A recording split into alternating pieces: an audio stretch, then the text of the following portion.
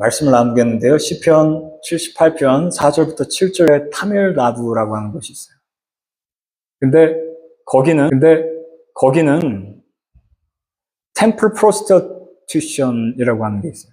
영어로 하면은 템플 프로스티튜션 뭐죠? 템플에서 사원 매춘이 이루어지고 있었어요. 아동 인신매매, 만연한 상황이 있었어요. 지금 제가 이제 사진 하나 가지고 왔는데 이게 이제 그 장면을 묘사한 거죠. 이게 고대 인도 힌두교 사원에 보면은 어린 소녀들을 데려다가 데바다시라고 해서 신에게 바친다. 그래서 실제로 그 제사와 매춘이 동시에 가는 경우가 있었는데 이제 어린 사원 내에서 의식을 돕는 종교적 여종이다. 이렇게 해서 데바다시. 근데 사실상 뭐였으면 매춘 행위다라고. 그 다음에 부모가 빚을 갚기 위해서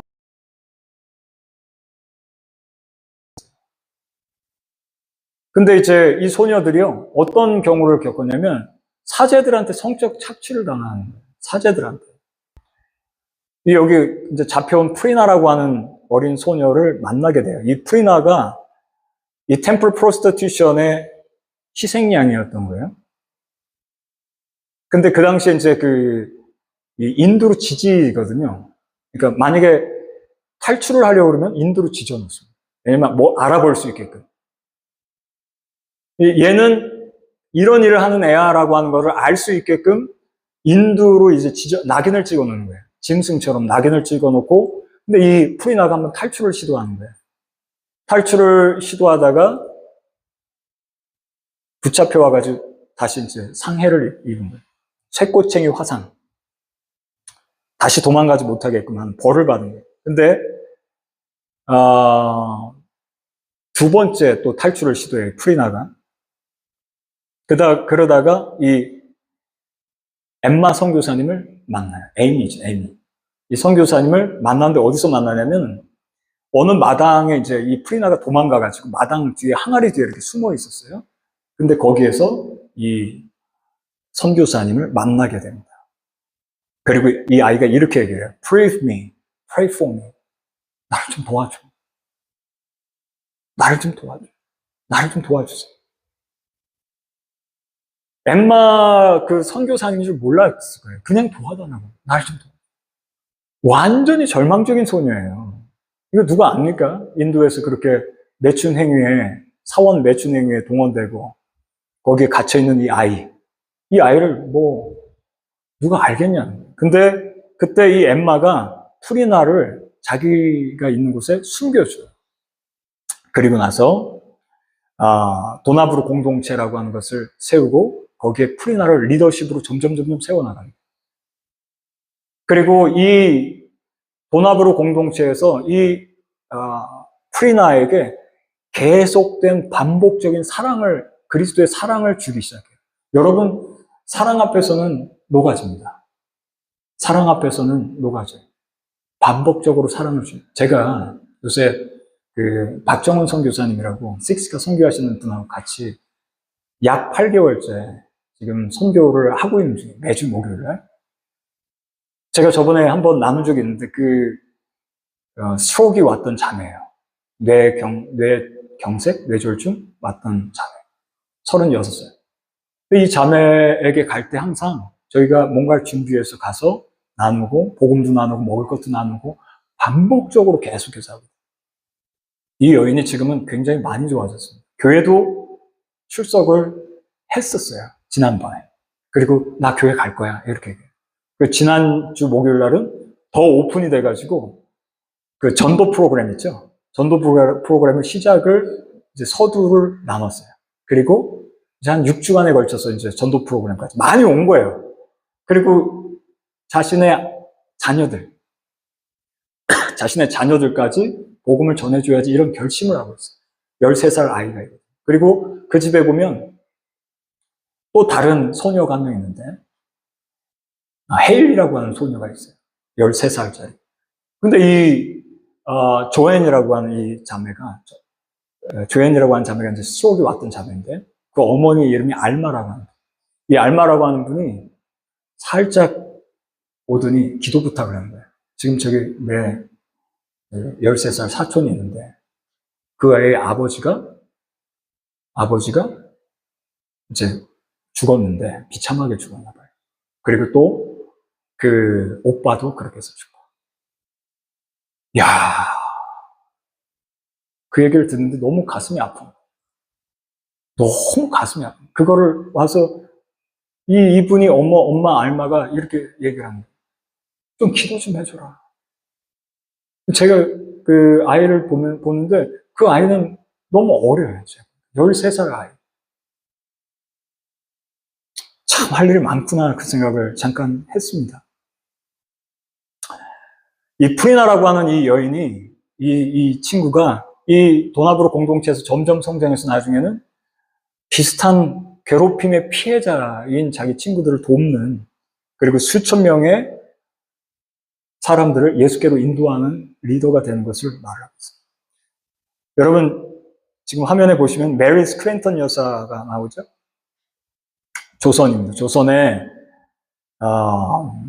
이화학당 1886년에 이화학당 설립하셨죠.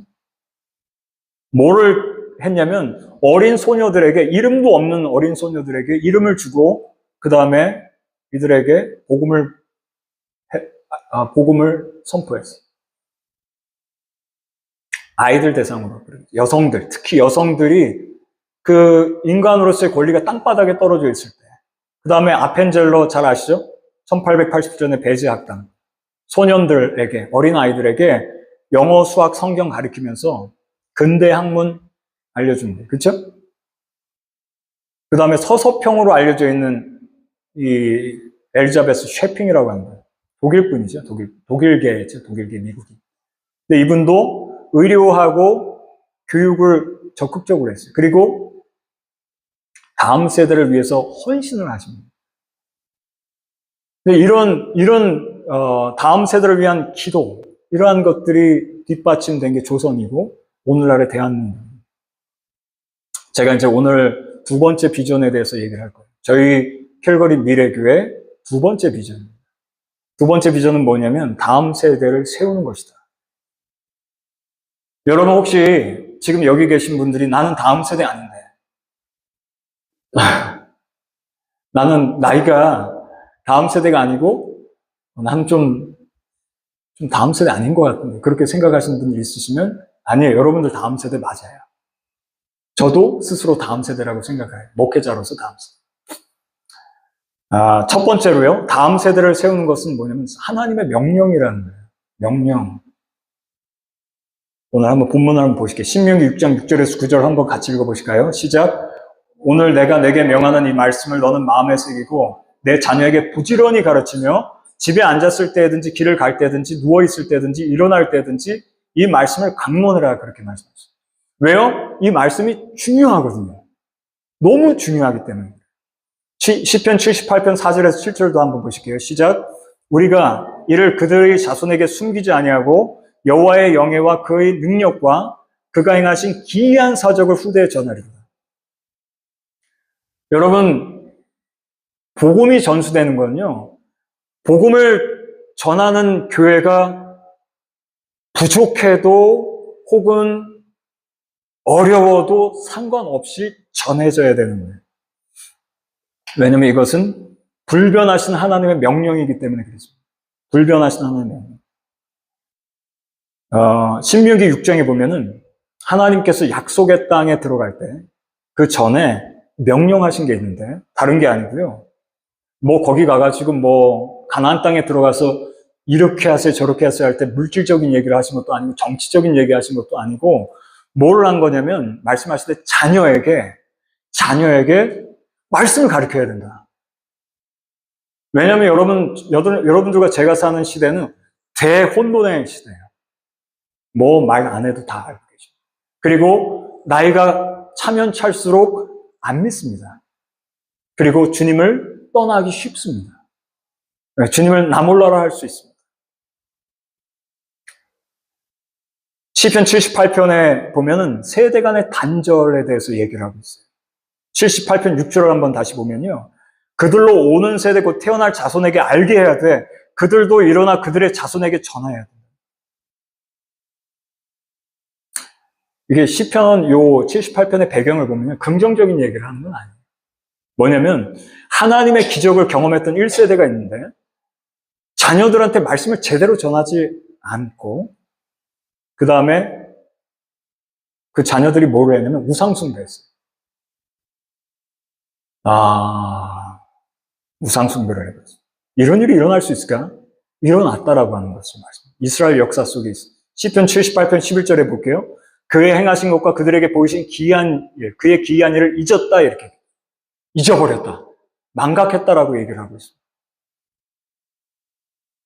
지금 아까 이제 출애굽 얘기를 말씀드렸는데 지금 이 부분은 뭐냐면 이스라엘이 포로기로 들어가기 직전에 많은 경고와 많은 선지자들이 외쳤는데 결국 어떻게 됐냐면 타락하고 포로 생활로 이어졌다. 텅 비었다는 거예요.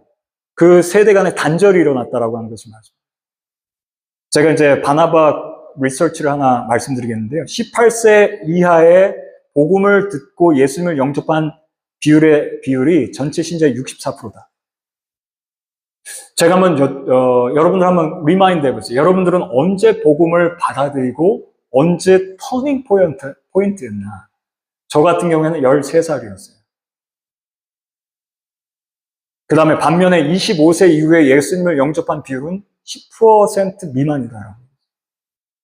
헨리에타 미어즈가 쓴 책 중에서 주일학교에 관련된 책이 하나 있는데요. 거기서 동일한 통계를 제시하고 있어요. 뭐냐면 13살 넘어가 버리면 그때는 점점 기울어진다는 거예요. 예수님을 믿고 회심하고 주님께로 갈 수 있는 확률이 점점 떨어진다. 서울 강남에서 어떤 한 대형 교회가 있는데 한 8,000명 넘는 교회였어요. 근데 이 보면 대부분 한국의 포커스가 어디냐면 성인 중심의 교회가 되는 경우가 많습니다. 그런 거 많이 보셨죠? 성인 중심 교회. 성인들 위주의 교회. 근데 이 교회도 재정 문제 때문에 또 공간 활용 문제 때문에 여기를 놓쳤어요. 청년들과 그 밑에 어린아이들을 축소시켜버렸어요. 2000년도에, 2000년. 어떻게 됐냐, 지금 10년 후, 지금 시간이 지난 후에, 20년 지난 후에, 청년부가 없어졌어요. 청년 부서가 없어진 거예요. 그 다음에 10에서 20대 출석자가 1% 미만으로 됐다. 그 다음에 그 교회가 이제 한마디로 이거예요. 어른 교회는 존재해요. 근데 다음 세대가 없는 공동체가 됐다. 그렇습니다. 여러분, 그 용인의 한 교회도 제가 보니까 어느 교회라고 얘기는 안 하겠는데요. 전체 예산에서 35% 이상의 다음 세대 사역에 집중하는 교회가 있어요. 저는 이거를 굉장히 중요하게 생각합니다. 저희 지금 헌금하기 시작했죠? 지난주부터? 저는 그냥 가려고 했었는데. 근데 헌금을 하기 시작했는데, 지금 이 교회 같은 경우에는, 용인의 교회, 이 교회 같은 경우에는 다음 세대를 위해서 투자를 한 거예요, 일단. 35%를. 그리고 나서 지금 어떨까? 잘 되고 있죠. 다음 세대가 또 크는 거거든요. 그리고 그 명맥을 이어간다라고 합니다. 저는 이제 캘거리 미래교회가 그런 교회 됐으면 한다라는 말씀을 나누고 있는 것입니다. 신앙의 바통을 다음 세대에게 넘겨줘야 되는 거예요. 붙들지 말고. 그 다음에 두 번째 나눌 것은요. 다음 세대를 세우는 교회가 신앙의 유산을 계승하더라. 디모데후서 1장 5절 한번 같이 보실게요. 자, 시작. 이는 내 속에 거짓이 없는 믿음이 있음을 생각합니다. 이 믿음은 먼저 내 외조모 로이스와 내 어머니 유니게 속에 있더니 내 속에도 있는 줄을 확신하노라. 아멘. 사도 바울의 동역자이면서 친구. 사도 바울의 동역자이면서 친구. 바로 디모데의 신앙이 어디로부터 왔나 그랬더니 어머니와 외조모. 그렇죠? 그냥 갑자기 생겨난 건 아니고 그 신앙의 유산을 물려받았다. 여러분들 혹시 여기에서 신앙의 유산이 있으면 엄청난 복으로 받아들여야 할 줄 믿습니다. 그건 엄청난 복이에요. 그런데 만약에 이렇게 얘기하실 수도 있어요. 나는 없는데요? 그러면 여러분들부터 스타트 하시면 되는 거죠. 그리고 내 다음 때에게 내 그 소중한 예수 그리스도의 복음을 전해 줘야지. 근데 눈물과 기도 속에서 디모데가 성장을 했던 거예요. 여기 바울이 보면 뭐라고 써있냐면 거짓 없는 믿음이다 이렇게 얘기하고 있어요. 너 보니까 거짓이 없어. 너 속에 보니까 거짓이 없는 믿음을 가지고 있구나. 그리고 진짜 믿음이다. 디모데후서 3장 14절에서 15절에 보면 이것도 한번 읽어볼게요. 너는 배우고 확신한 일에 거하라. 너는 내게서 배운 자들을 알며 또 내가 어려서부터 성경을 알았다. 어려서부터 성경을 배웠기 때문에 세계관이 조금 다른 거예요. 많이 다른 거죠, 많이. 여러분들, 우리가 이렇게 신앙생활 할 때는 잘 모르다가 언제 좀 많이 느끼냐면요. 우리가 세상에 깊이 빠져 있는 사람들과 대화를 조금 나눠보면 금방 티가 나는 걸 알 수가 있어요. 말이 다르다는 거죠. 말이 좀 다르다. 그거 엄청난 복입니다. 우리가 깨끗한 말을 하고 주님께서 기뻐하시는 말씀을 한다는 거. 그냥 온 것이 아니더라고요. 사사기 2장을 한번 보실게요. 사사기 2장 10절 한번 읽어보실게요. 시작. 그 후에 일어난 다른 세대는 여호와를 알지 못하며 여호와께서 이스라엘 위하여 행하신 일도 알지 못했다. 이렇게. 여기 보면은 다른 세대라고 하는 것을 말씀하고 있어요. 다른 세대. 다른 세대. 이 다른 세대의 특징이 뭐냐라고 했을 때 하나님을 모른다라고 얘기를 하고 있어요. 여러분과 제가 지금 예배 가운데 나와서 예수 그리스도의 이름을 부르고 그리고 그분을 찬송할 수 있다는 것은 엄청난 복인 줄 믿습니다. 다른 세대가 우리는 일단 아닌 걸로 우리가 모여서 우리가 예배하는. 근데 어떻게 이런 일이 벌어질 수 있느냐라고 하는 거예요. 다른 세대. 여호와께서 이스라엘 위해서 행하신 일도 알지 못했다. 이 다른 세대가. 하나님께서 엄청난 일들을 하셨는데 그걸 모르는 세대가 있다라고 하는 것을 말씀하고 있어요. 왜 그럴까라고 하는 거예요. 왜냐하면 잘 얘기를 안 하는 거예요. 그 집중을 안 하는 거예요. 보통 여러분 보면 교회에서 약간 소외된 그룹들이 보면은 젊은 세대. 마음이 좀 아파요. 마음이 아파요. 제가 며칠 전에 유튜브 영상 하나 보는데 어떤 그 목사님이 한 분이 간증을 하시더라고요. 근데 그분이 청년들을 소중히 여기고 그 사역을 하시는데 서울에서 하셨나 봐요. 근데 이분이 한 번은 전화를 받으셨어요. 목사님, 저 이제 갑니다. 그 여자 학생, 고등학생. 그 무슨 말이야?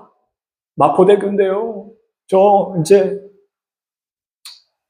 갈래요. 그러니까 이제 목사님이 무슨 말이냐고. 그리고 이제 얼른 이제 부른 거예요. 그 구급대원들을.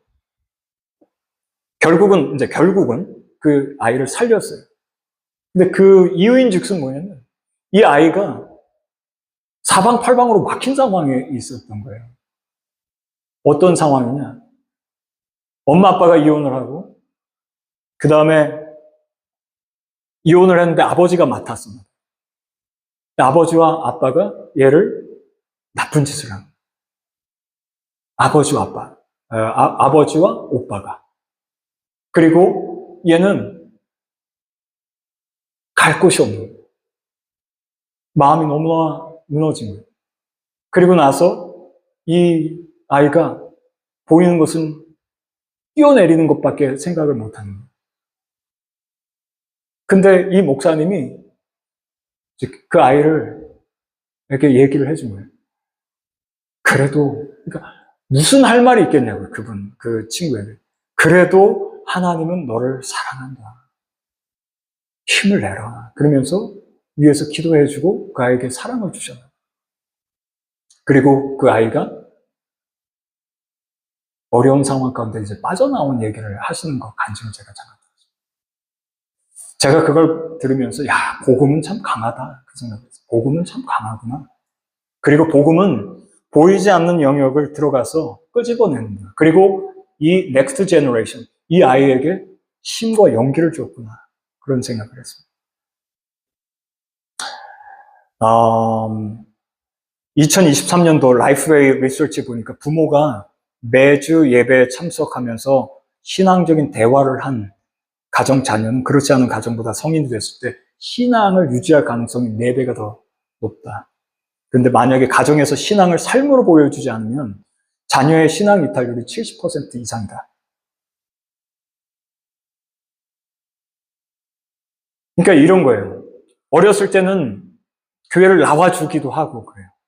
그러다가 성인이 되면 내가 알아서 할게요. 그렇게 하면서 교회를 안 나가기 시작해요. 지금 한국이 겪고 있어요. 그걸. 실제로 겪고 있어요. 그리고 저와 여러분들 지금 캐나다 땅에 있죠. 오늘 참 좋은 날입니다. 왜냐하면 이 말씀 속에서 우리가 주님의 음성을 들을 수 있기 때문에. 그 다음에 세 번째는 다음 세대를 세우는 미래교회. 다음 세대를 세우는 교회는 예수 그리스도의 마음을 닮아가더라. 본문 19절, 마태복음 19장 14절 한번 같이 읽어보실게요. 같이 읽어봅시다. 시작. 예수께서 이르시되 어린아이들을 용납하고 내게 오는 것을 금하지 마라. 천국이 이런 사람의 것이니라 하시고. 이거 우리가 잘 아는 말씀이에요. 예수님은 어린 아이들과 여러분들에게 오픈되어 있다라고. 우리가 많은 질문합니다. 나는 어리니까 혹은 나는 교회에서도 이런. 근데 여러분들을 예수님은 굉장히 VIP로 생각하시고 소중하게 생각하세요. 유대 사회에서는요, 어린아이들은 존재 자체가 그렇게 의미가 없었어요. 그 당시 유대 사회에서는. 의미가 별로 없는 존재. 근데 예수님은 그렇게 대하지 않으죠. 교회 안에서도 마찬가지. 진짜 그 교회가 살아있다면 어린아이들과 우리 다음 세대들에게 소중하게 대해준다. 근데 여기 보면 대조적인 한 인물이 있죠. 주의 제자들도 막아버리는 거예요. 오지 마. 그리고 올 자격 안 돼. 이런 식으로 막았다. 예수님은 그렇지 않으시다. 교회에서 보면은 이런 부분들이 너무너무 중요하다. 저는 여러분들을 VIP로 생각합니다. 아니, 진짜로. 하람이 예람이도 그렇게 생각합니다. 우리 찬이 이름 미안해요. VIP로 생각합니다. VIP예요. 다 VIP예요. 제가 VIP라고 생각해서가 아니고 예수님이 여러분들을 VIP로 생각하신다. 그 다음에 예수님께서는 마태복음 18장 3절에서 이렇게 말씀하고 있어요. 같이 한번 읽어봅시다. 시작. 진실로 너에게 이르노니 너희가 돌이켜 어린아이들과 같이 되지 않으면 결단코 천국에 들어가지 못하리라.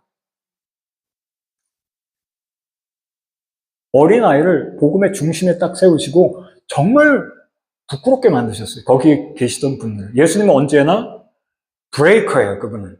깨버리시는 거예요. 통념을 깨버리시고 그리고 그분들은 어린아이를 한 복판 중심에 복음의 중심에다 세우시고 하나님 나라의 질서에 대해서 얘기를 하시는데 어린아이가 그렇다라고 얘기를 했어요.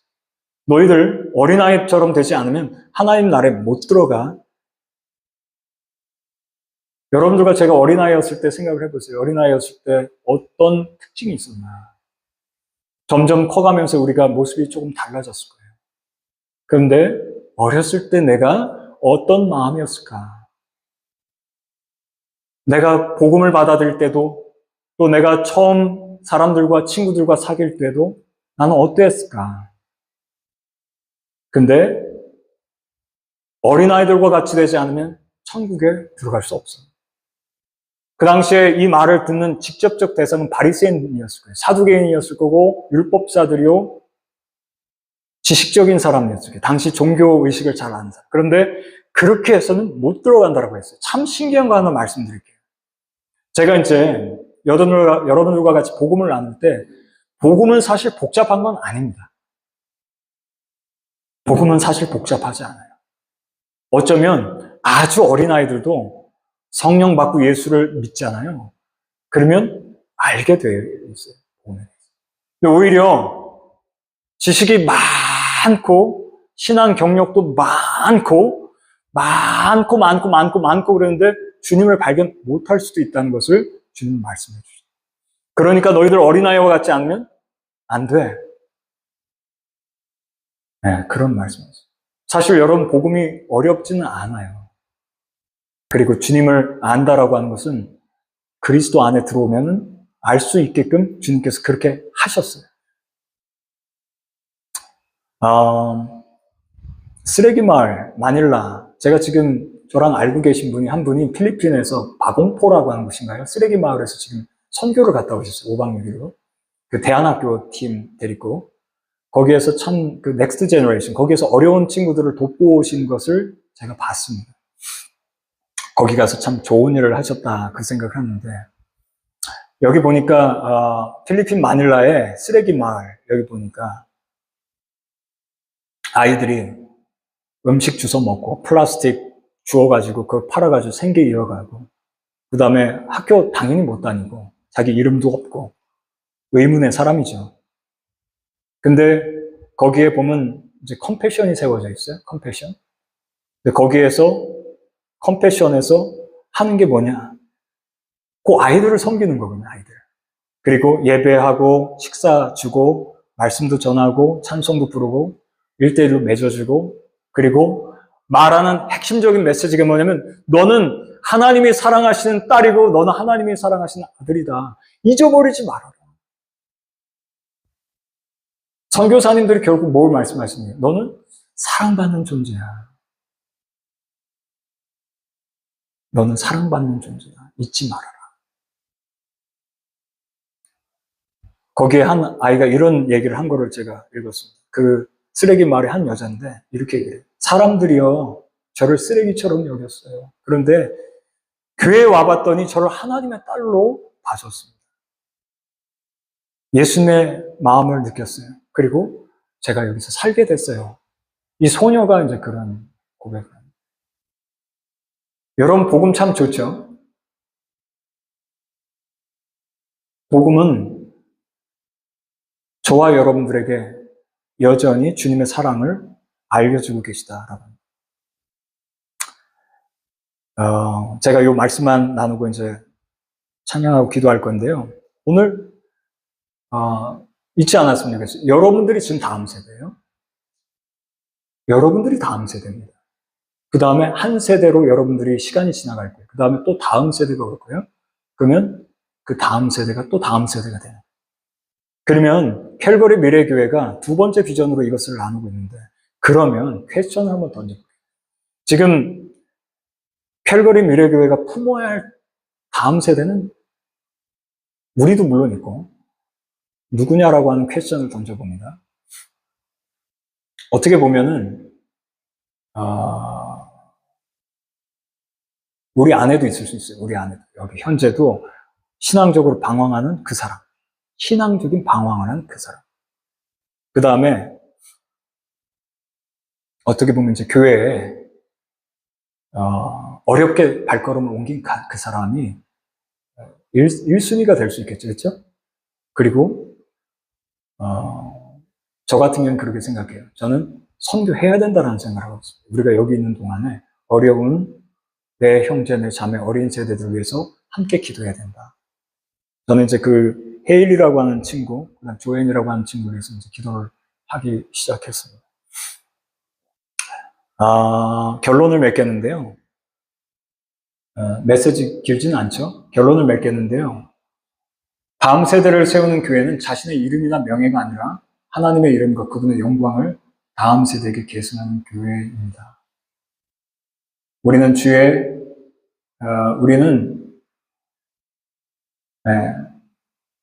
주자의 마지막이 아니라 바통을 넘기는 사명자다. 그리스도 안에서 받은 진리를 삶으로, 기도로, 눈물로 다음 세대에게 손에 쥐어주는 역할을 우리는 부여받았습니다.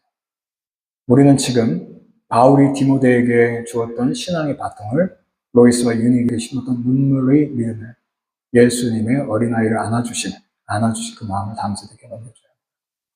아멘. 이 일을 위해서 우리가 같이 좀 기도했으면 좋겠고, 캘거리 미래교회 정체성을 지금 1주 성령과 관련된 2주 다음 세대 관련된 이것을 나누고 있습니다.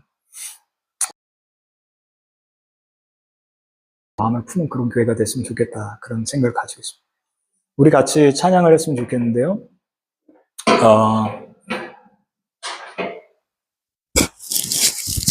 우리를 사용하소서.